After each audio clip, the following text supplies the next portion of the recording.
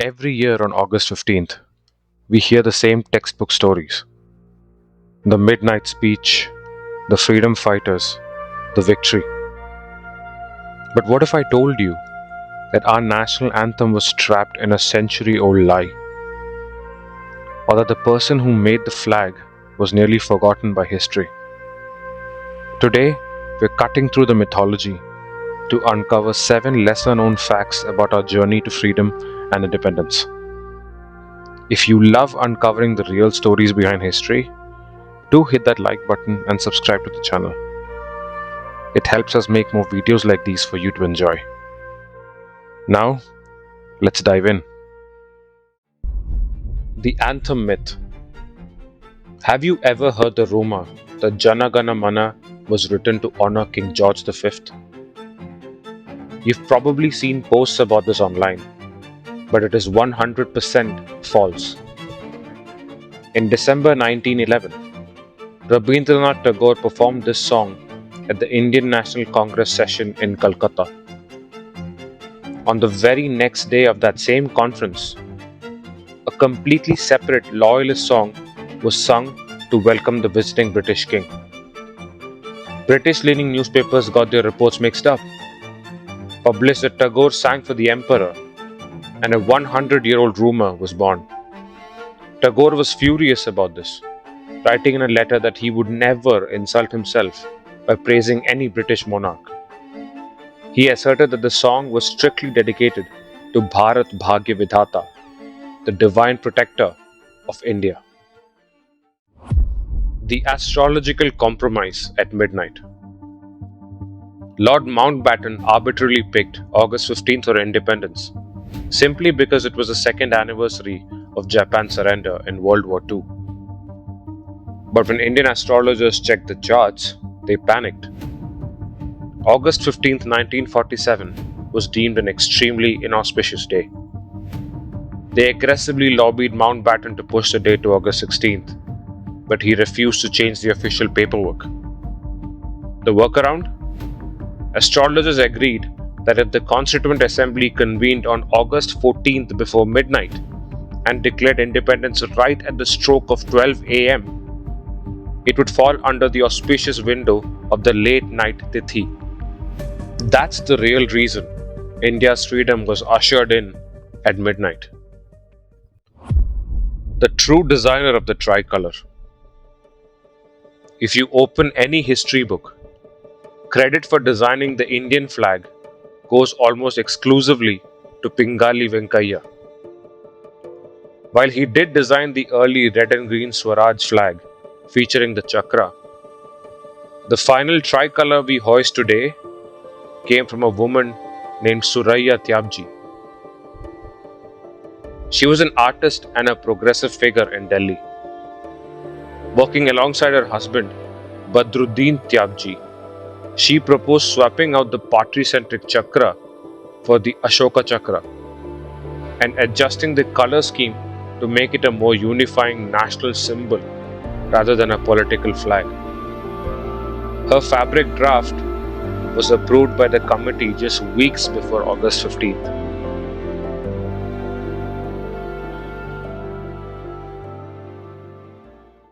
Where was Gandhi when independence was declared?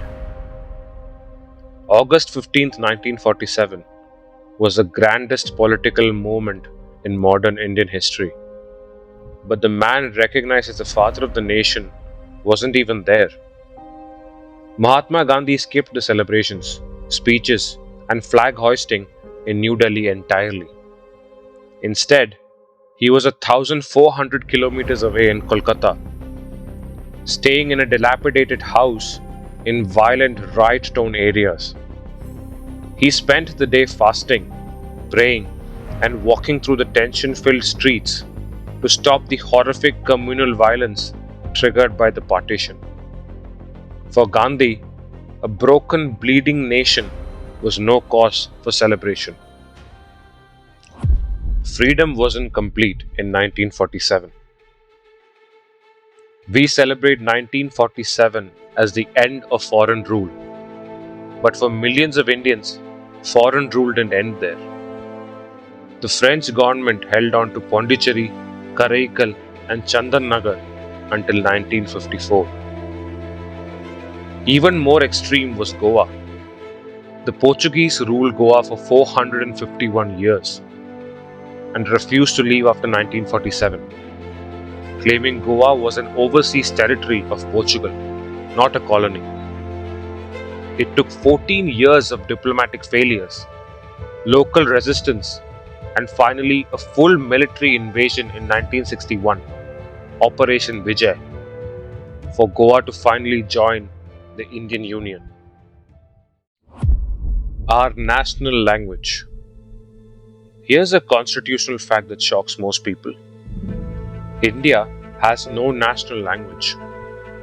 Under Article 343 of the Constitution, Hindi is designated as the official language of the Union alongside English for administrative purposes. During the Constituent Assembly debates, leaders realized that declaring one single national language in a country with hundreds of distinct languages and cultures would tear the Union apart before it even started. The framers intentionally chose pluralism over a single language identity. The 565 pieces of the puzzle. When the British left, they didn't just hand over one consolidated country. They left behind a fragmented continent of British provinces, alongside 565 independent princely states. Rulers were given the option to join India, join Pakistan, or stay independent. Converting that patchwork quilt into a single nation required the intense high-stakes diplomacy of Sardar Vallabhbhai Patel and B.P. Menon. Through a mix of persuasion, political leverage, and occasional military pressure, like in Hyderabad and Junagadh, they integrated hundreds of royal territories in a matter of months. When you look past the simplified textbook versions of history, our independence wasn't just a clean line drawn on a calendar. It was a chaotic, brilliant, and deeply complex human effort. We aren't just a country built on a single speech. We are a miracle of willpower, diversity, and survival. Which of these 7 facts surprised you the most? Let's talk about it down in the comments. And if you did enjoy this video, please hit that subscribe button for more untold stories from history. Jai Hind.